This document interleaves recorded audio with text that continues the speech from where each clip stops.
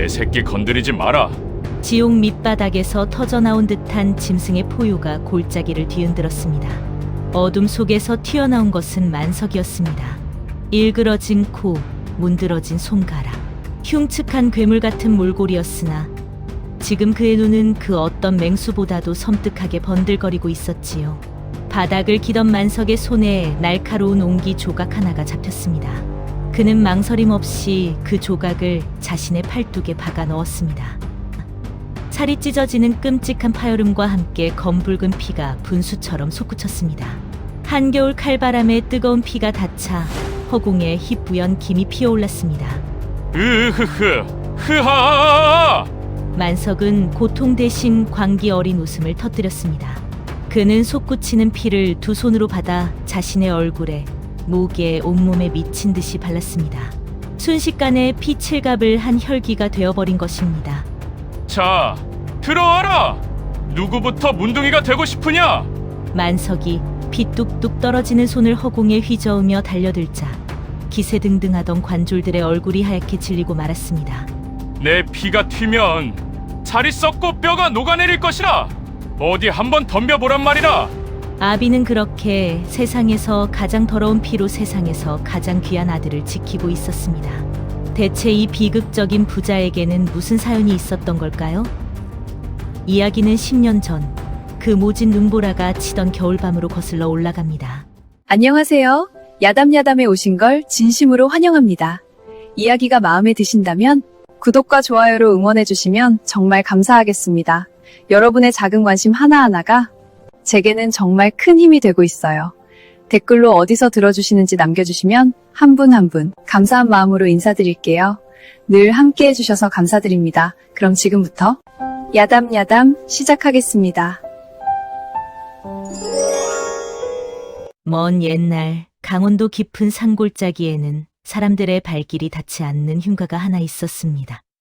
마을 사람들은 그곳을 귀신 골짜기라 부르며 근처에 얼씬도 하지 않았지요. 그곳은 하늘이 내린 형벌, 문둥병을 앓는 환자들이 숨어 사는 경기된 촌락이었기 때문입니다. 살이 썩어 문드러지고 손가락이 툭툭 떨어져 나가는 천형을 앓는 그들에게 세상은 너무나 가혹했습니다. 그 마을에 만석이라는 사내가 살았습니다. 병세가 깊어 코는 주저앉고 손가락은 몽당연필처럼 뭉툭해진 마을에서도 가장 흉측한 몰골의 사내였지요. 어느 해 겨울 살을 애는 듯한 눈보라가 치던 밤이었습니다. 만석은 땔감을 구하러 산 깊은 곳으로 들어갔습니다. 지게를 지고 눈 덮인 비탈을 오르는데 갑자기 바위 뒤에서 집채만 한 그림자가 불쑥 튀어나왔습니다. 그 상군, 바로 호랑이였습니다.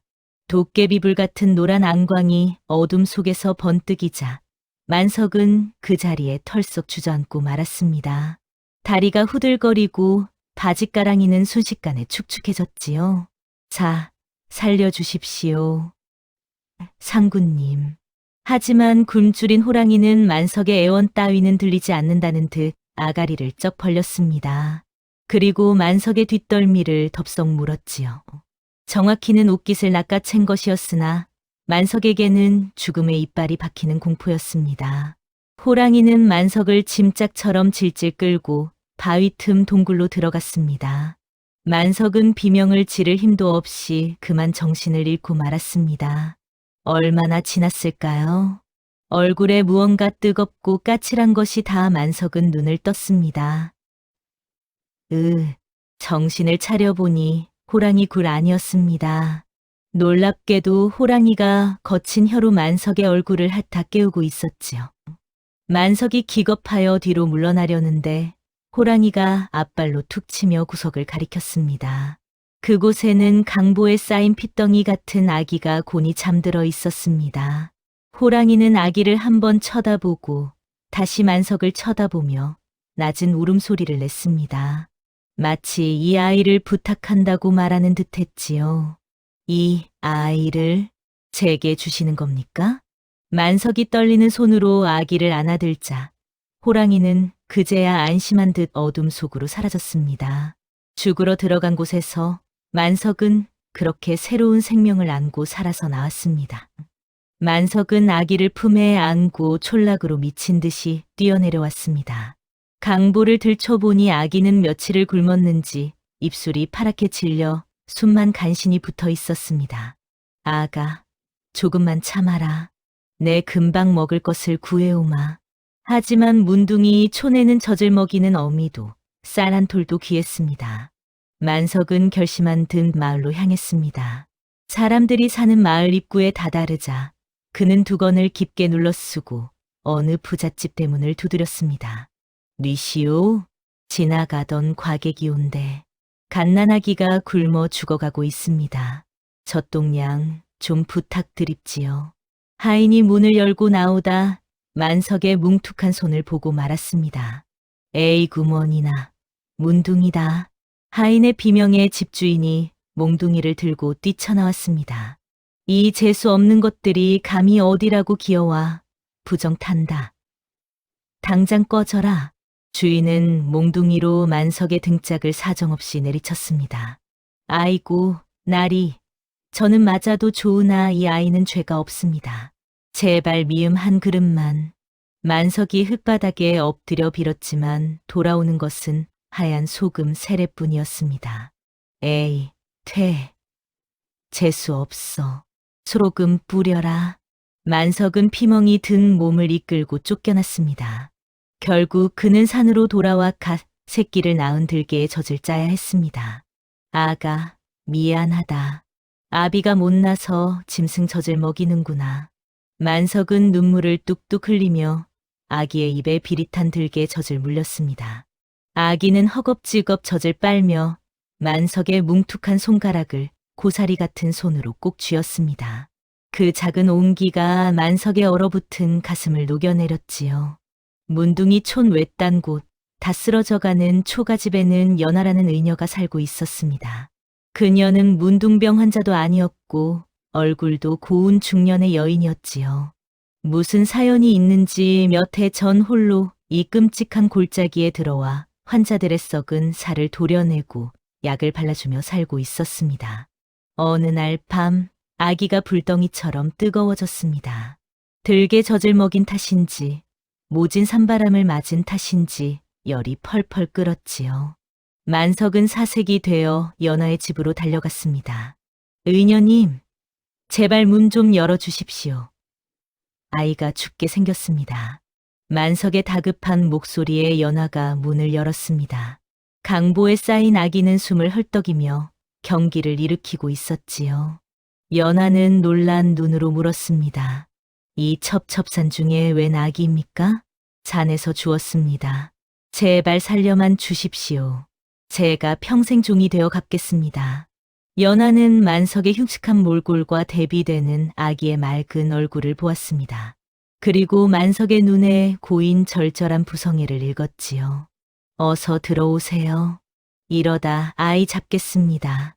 연하는 만석을 방으로 들이고 지체 없이 침을 꺼냈습니다. 연하는 급히 아기를 아랫목에 눕히고 침을 놓기 시작했습니다. 만석은 차마 그 정갈하고 고운 방에 들어갈 엄두가 나지 않았습니다. 감히 문둥이인 자신이 의녀와 한 방에 있는다는 것이 황송하고 죄스러웠기 때문이지요. 그는 살을 애는 칼바람이 부는 문 밖에 쪼그리고 앉아 밤을 지새웠습니다. 문틈으로 새어나오는 불빛만이 유일한 온기였습니다. 새벽녘이 되어서야 아기의 열이 잡혔습니다. 연하는 한숨 돌리며 땀을 닦고 방문을 열었습니다. 아니, 이 엄동설 안에. 연하는 문 밖에 웅크리고 있는 눈사람 같은 형체를 보고 깜짝 놀랐습니다. 만석이었습니다. 온몸이 하얗게 얼어붙은 채로 그는 꾸벅꾸벅 졸면서도 자리를 지키고 있었던 것입니다. 연하의 가슴 한 구석이 뭉클해졌습니다. 이리 들어오세요. 얼어 죽으려고 작정했습니까? 연하는 꽁꽁 언 만석을 방으로 들여 아랫목에 앉히고 따뜻한 물을 내어주었습니다. 아이는 살았습니다. 헌데 이렇게 어린 핏덩이를 당신 혼자 키울 순 없습니다. 제가 당분간 맡아 키우지요. 만석은 깜짝 놀라 손사래를 쳤습니다. 아닙니다. 어찌 천한 것이 의녀님께 패가 아닙니다. 아이가 걸을 수 있을 때까지만 제가 돌보겠습니다. 그러니 보고 싶으면 언제든 오십시오. 만석은 그 자리에서 큰절을 올렸습니다. 뜨거운 눈물이 바닥을 적셨지요. 그날부터 만석의 지극정성이 시작되었습니다. 그는 하루도 거르지 않고 험한 산을 탔습니다. 가장 좋은 땔감을 구의 마당에 산처럼 쌓아놓고 절벽에서 귀한 약초를 캐다 날랐습니다. 해 질려 기면 연하가 차려준 밥 한 끼를 얻어먹고 잠든 금동이를 한두 시간 바라보다 돌아가는 것이 만석의 유일한 낙이었습니다. 그렇게 2달이 지났습니다.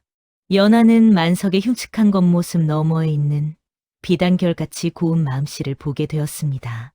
어느 날 여느 때처럼 만석이 땔감을 해오고 금동이를 보고 있을 때였습니다.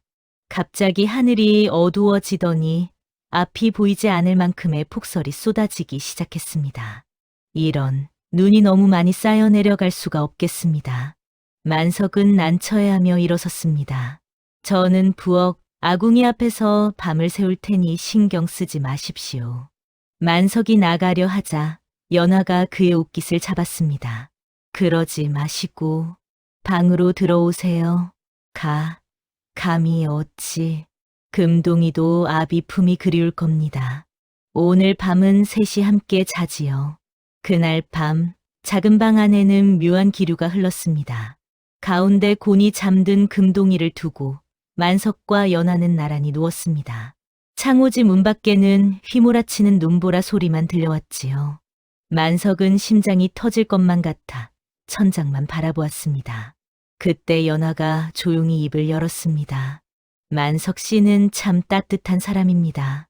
그 한마디에 만석의 눈에서 눈물이 주르륵 흘러내렸습니다. 평생 더럽다, 징그럽다는 말만 듣고 살아온 그에게 처음으로 따뜻하다 말해준 사람이었습니다. 그렇게 폭설이 내리던 밤, 세 사람은 진짜 가족이 되었습니다. 금동은 무럭무럭 자랐습니다. 그리고 놀랍게도 가르치지도 않은 것을 깨우치는 천재성을 드러내기 시작했습니다. 5살이 되자 연하가 보는 의서를 줄줄 읽었고 7살이 되자 촌장 영감이 읊는 셈법을 단번에 깨우쳤지요. 어느 날 장터에서 소동이 벌어졌습니다.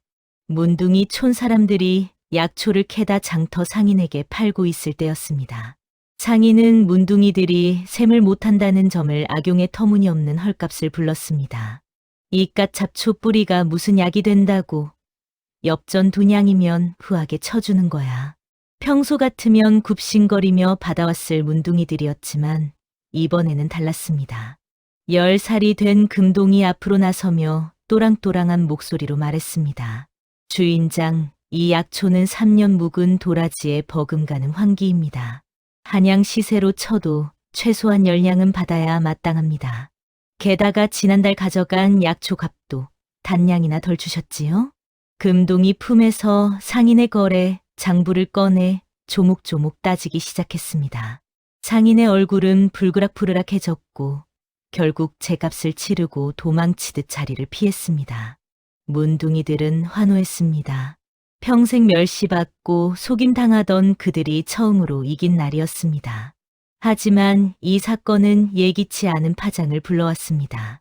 문둥이들이 똑똑해지자 그들을 등쳐먹던 아전들이 앙심을 품게 된 것입니다. 세 식구가 하나가 되자 귀신 골짜기에도 변화의 바람이 불기 시작했습니다. 연하는 마을 사람들을 모아 독려했습니다. 우리도 사람답게 살아봅시다. 언제까지 숨어 살며 동냥질만 할 수는 없지 않습니까? 문둥이들은 척박한 돌밭을 맨손으로 파내기 시작했습니다. 성한 손가락이 없는 이들은 팔뚝으로 돌을 밀어냈고 다리가 없는 이들은 기어다니며 잡초를 뽑았습니다. 그 처절한 노동의 현장에는 어린 금동이 함께했습니다. 금동은 흙의 색깔과 냄새만으로 수맥을 찾아냈습니다. 아저씨, 이쪽 바위 아래를 파보세요. 물길이 지나가는 소리가 들려요. 반신반의하며 땅을 파보자 놀랍게도 맑은 지하수가 콸콸 솟구쳐 올랐습니다. 와, 물이다. 물이 나왔어. 문둥이들은 서로 얼싸안고 춤을 추었습니다. 그들의 썩어 문드러진 얼굴에 처음으로 생기가 돌기 시작했지요. 금동의 지혜와 문둥이들의 피땀이 합쳐지자 기적이 일어났습니다. 풀 한 폭이 자라지 않던 황무지가 기름진 옥토로 변한 것입니다. 가을이 되자 황금빛 약초들이 밭을 가득 메웠지요. 이복의 만석이 내 평생 이런 수확은 처음일세. 촌장 영감이 굵은 도라지를 들고 어린아이처럼 울었습니다. 마을 곳곳에서 웃음소리가 끊이지 않았습니다. 만석과 연화는 흐뭇하게 그 광경을 지켜보았습니다. 저녁이면 세 식구는 밥상머리에 앉아 도란도란 이야기를 나누었습니다. 만석은 밥을 먹는 금동의 모습만 봐도 배가 불렀습니다. 비록 몸은 천형을 앓고 있었지만 지금 이 순간만큼은 세상 그 어떤 양반도 부럽지 않았지요. 이 행복이 영원할 것만 같았습니다. 하지만 호사다 마라 했던가요? 탐욕스러운 최형감의 귀에 문둥이 촌의 변화가 들어갔습니다. 뭐라? 그 더러운 문둥이들이 노다지 땅을 일궜다고? 게다가 아전들이 전한 말은 더욱 그의 심기를 건드렸습니다. 사또 그 마을에 웬 신동 녀석이 하나 있는데 그놈 때문에 문둥이들이 아주 뻣뻣해졌습니다. 세금도 꼬박꼬박 따져 묻고 말입니다. 최형감의 눈매가 가늘어졌습니다. 그는 평소 문둥이들을 벌레보다 못하게 여기던 위인이었습니다. 감히 벌레들이 고개를 쳐들고 심지어 붓까지 축적하고 있다니 용납할 수 없었지요. 어디 그 땅도 뺏고 그 맹랑한 놈도 한번 손을 봐줘야겠구나. 최형감은 가끈을 고쳐매며 비릿한 웃음을 흘렸습니다. 어느 날 오후 평화롭던 문둥이 촌에 북소리가 울려 퍼졌습니다. 사또 행차시다. 모두 나와 엎드려라. 관졸들이 창과 몽둥이를 들고 마을로 들이닥쳤습니다. 최형감은 가마에서 내려 코를 움켜쥐고는 잘 가꾸어진 약초밭을 둘러보았습니다. 땅이 아주 기름지구나. 이런 땅을 천한 것들이 차지하고 있다니. 최형감이 쩌렁쩌렁한 목소리로 호통을 쳤습니다. 네 이놈들, 너희가 감히 나라의 땅을 허락도 없이 개간하고 냇물에 독을 타서 아랫마을 사람들을 병들게 하였다지. 그것은 말도 안 되는 누명이었습니다. 닥쳐라. 더러운 문둥이 놈들이 어디서 말대꾸냐. 현감의 눈짓에 관졸이 촌장을 발로 걷어찼습니다. 오늘부로 이 땅은 관아에서 몰수한다. 그리고 사람들을 선동하여 관아를 능멸한 저 어린 놈을 당장 잡아라. 안 됩니다. 아이는 죄가 없습니다.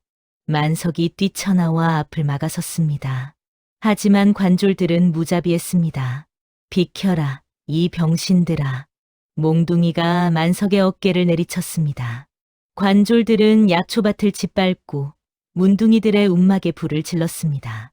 매캐한 연기가 골짜기를 뒤덮었고 아수라장이 되었습니다. 이놈을 끌고 가 노비로 삼을 것이다. 관졸 둘이 연화를 밀치고 금동의 팔을 낚아챘습니다. 아버지, 어머니. 금동이 발버둥 쳤지만 역부족이었습니다. 쓰러져 있던 만석이 그 모습을 보았습니다. 피투성이가 된 얼굴로 그는 깨달았습니다. 말로 해서는 안 된다. 저들은 우리를 밟아 죽여도 되는 벌레로 보고 있다. 내 새끼 건드리지 마라! 바닥을 기던 만석의 손에 날카로운 옹기 조각 하나가 잡혔습니다. 그는 비틀거리며 일어섰습니다. 짓밟힌 어깨가 비명을 질렀지만 금동을 바라보는 그의 눈빛은 이미 이승의 것이 아니었습니다. 이 문둥이 놈이 아직도 정신을 못 차렸구나. 더 맞아야. 관졸이 비웃으며 다가오던 그 찰나였습니다. 뿌드드. 살이 찢어지는 끔찍한 파열음이 골짜기의 정막을 갈랐습니다. 만석이 망설임 없이 옹기 조각을 자신의 팔뚝에 박아놓고 그대로 살점을 뜯어내듯 그어버린 것입니다. 만석의 입에서 짐승 같은 비명이 터져 나왔습니다. 그것은 고통의 비명이 아니라 아비를 건드린 세상에 대한 분노의 포유였습니다. 찢어진 살점 사이로 검붉은 피가 분수처럼 솟구쳤습니다. 한겨울의 칼바람에 뜨거운 피가 닿자 허공에 희뿌연 김이 피어올랐습니다.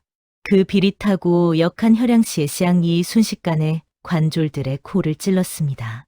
으악, 저게 무슨 짓이야. 앞에 서 있던 관졸의 얼굴에 만석의 뜨거운 피가 튀었습니다. 만석은 멈추지 않았습니다. 솟구치는 피를 두 손으로 받아 자신의 얼굴에, 목에, 그리고 온몸에 미친 듯이 발랐습니다. 일그러진 코, 뭉툭한 손, 거기에 붉은 피까지 뒤집어 쓴 그는 더 이상 사람이 아니었습니다. 지옥 밑바닥에서 기어 올라온 혈기시의 괴 그 자체였지요. 흐하하하하하. 만석이 피 묻은 이빨을 드러내며 광기 어린 웃음을 터뜨렸습니다. 흰자위가 붉게 충혈된 눈이 금동을 잡고 있는 관졸들을 하나하나 쏘아보았습니다. 오냐 다 같이 죽자. 너희도 나처럼 되고 싶으냐? 살이 썩고 뼈가 녹아내려 평생을 어둠 속에 숨어 사는 문둥이가 되고 싶으냔 말이다. 그는 피가 뚝뚝 떨어지는 손을 허공에 휘저으며 한 발짝 한 발짝 다가갔습니다. 내 피는 저주다. 하늘이 내린 천형이다.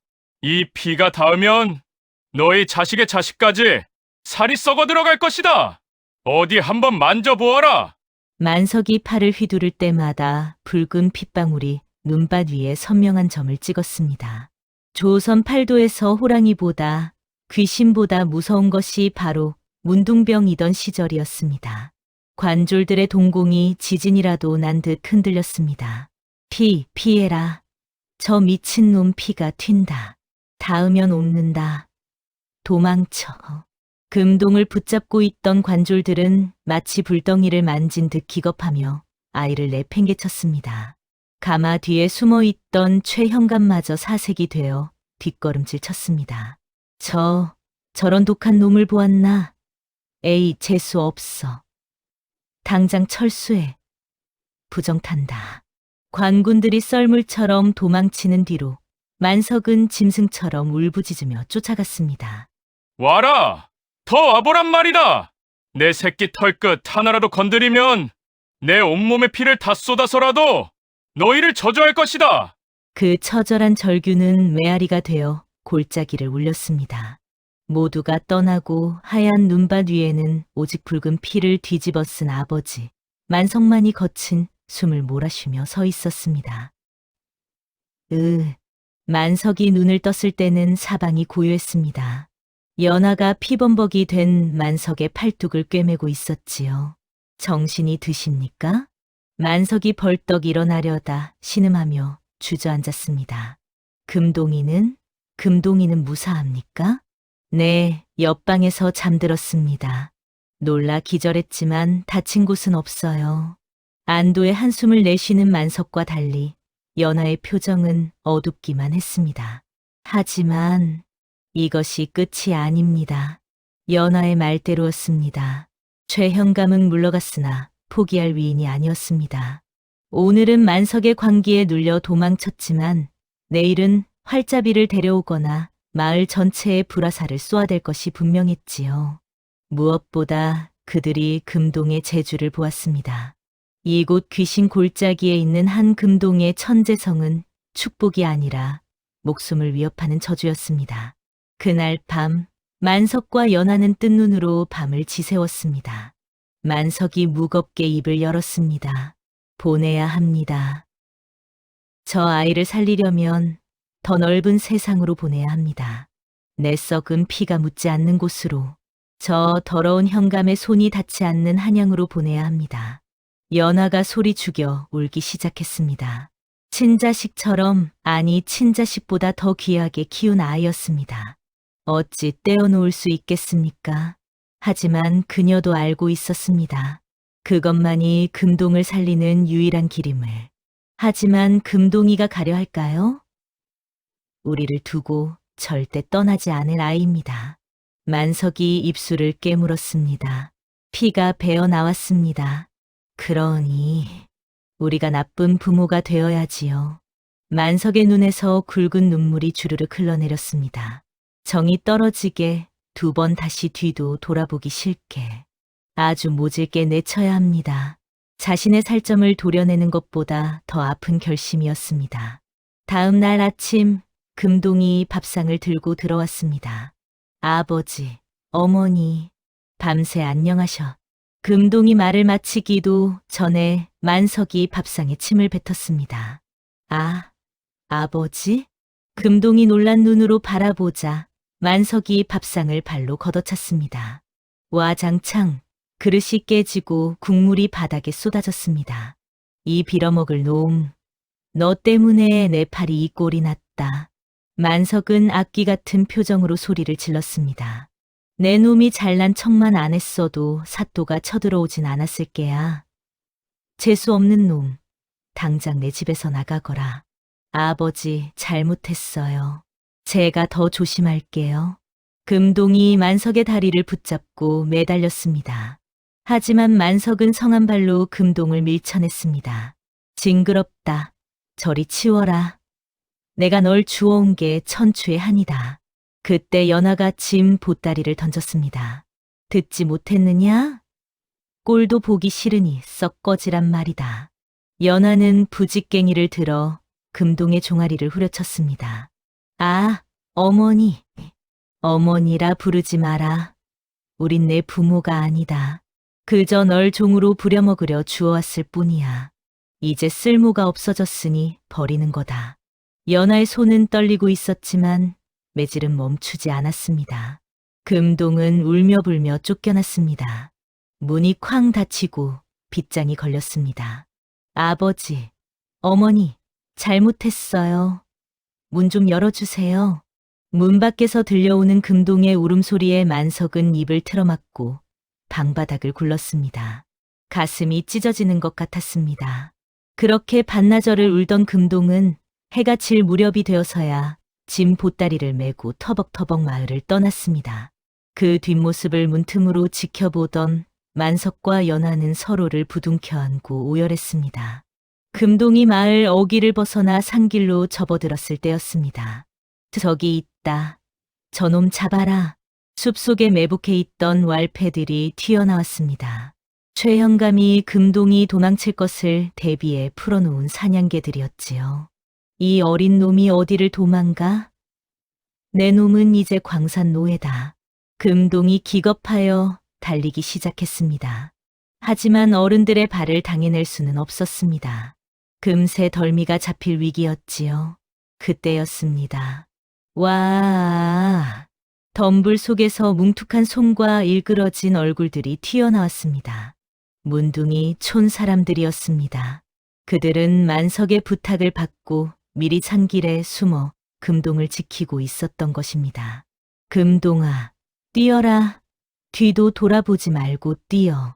촌장 영감이 왈패의 바짓가랑이를 물고 늘어졌습니다. 이 더러운 것들이 비켜. 왈패들이 칼을 휘두르고 발길질을 해댔지만 문둥이들은 놓지 않았습니다. 어떤 이는 돌을 던지고 어떤 이는 몸을 날려 왈패와 함께 비탈길로 굴러떨어졌습니다. 어서 가서 훌륭한 사람이 돼야 해. 손가락 없는 손으로 흙바닥을 기며 왈패의 길을 막는 사람들. 금동은 눈물로 범벅이 된 채 달리고 또 달렸습니다. 등 뒤에서 들려오는 비명과 타격 소리가 멀어질 때까지 그는 멈추지 않았습니다. 그것이 그가 기억하는 고향의 마지막 모습이었습니다.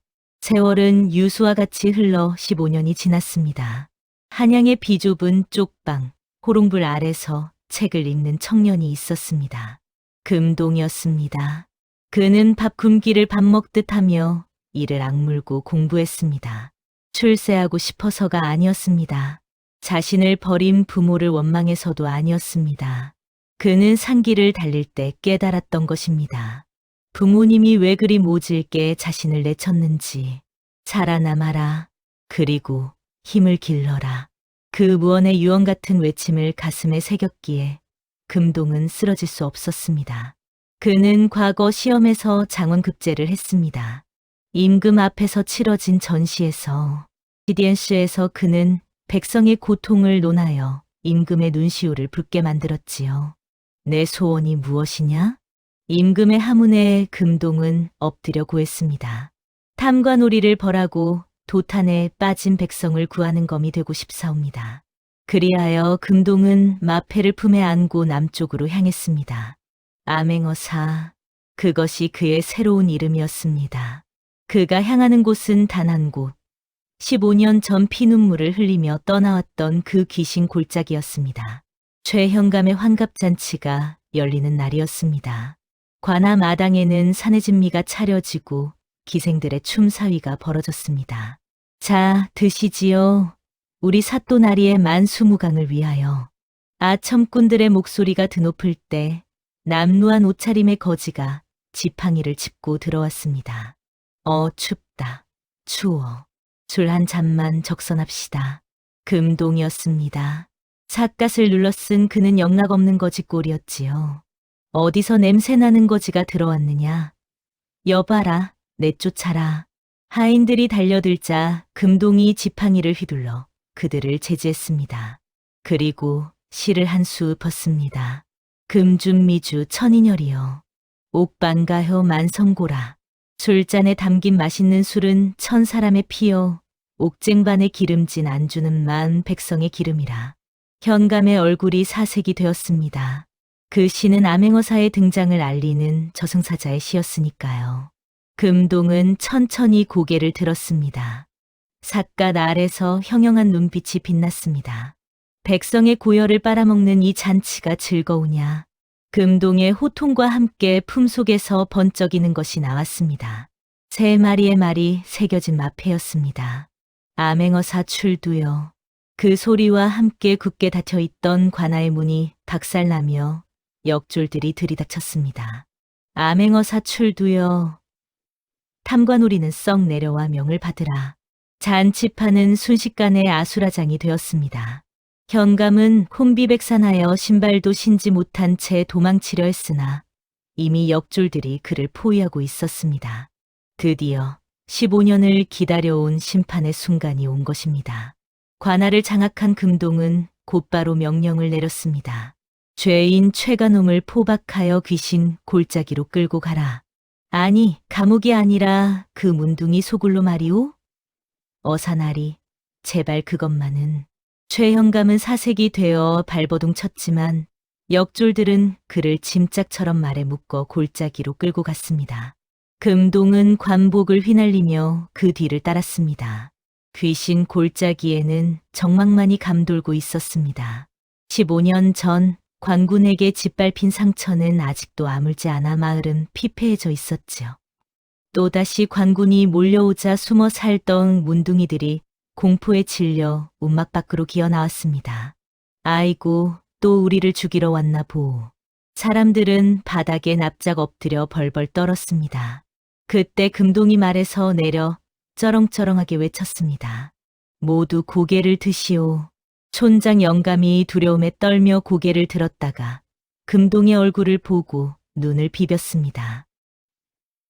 아니, 저 모습은. 금동은 포박된 최현감을 문둥이들 앞에 꿇어 앉혔습니다. 내 놈이 벌레처럼 여겨 짓밟았던 분들이다. 똑똑히 보아라. 금동의 호통에 현감은 부들부들 떨며 고개를 들지 못했습니다. 내 놈의 비단옷은 백성의 고열로 짠 것이고 내 놈의 기름진 배는 이분들의 피땀을 훔쳐 채운 것이다. 과연 누가 더럽고 누가 추악하냐? 금동은 현감의 죄상을 낱낱이 고하며 그가 빼앗았던 땅 문서를 꺼내 촌장에게 건넸습니다. 이 땅은 다시 여러분의 것입니다. 그리고 이 죄인은 한양으로 압송하여 법의 엄중한 심판을 받게 할 것입니다. 문둥이들은 믿기지 않는 광경의 입을 다물지 못했습니다. 그때 군중 뒤편에서 지팡이를 짚은 늙은 여인이 절뚝거리며 걸어 나왔습니다. 연하였습니다. 그리고 그 옆에는 눈이 멀어 앞을 보지 못하는 늙은 사내가 그녀의 팔을 붙잡고 서 있었습니다. 나리, 정말 우리 금동이입니까? 연하의 떨리는 목소리에 금동이 천천히 고개를 돌렸습니다. 세월은 잔인했습니다. 고왔던 어머니의 얼굴에는 주름이 깊게 패였고 그 옆에 선 아버지는 금동의 심장이 덜컥 내려앉았습니다. 15년 전 피를 흘리며 자신을 지켰던 그 당당하던 아버지는 온데간데 없었습니다. 그때의 부상과 화병으로 눈이 멀어버린 늙고 병든 노인, 초점 잃은 허연 눈동자로 허공을 더듬거리는 그 모습에 금동은 숨조차 쉴 수 없었습니다. 금동은 입고 있던 화려한 관복이 부끄러워 견딜 수 없었습니다. 그는 관모를 벗어던지고 거친 흙바닥에 무릎을 꿇었습니다.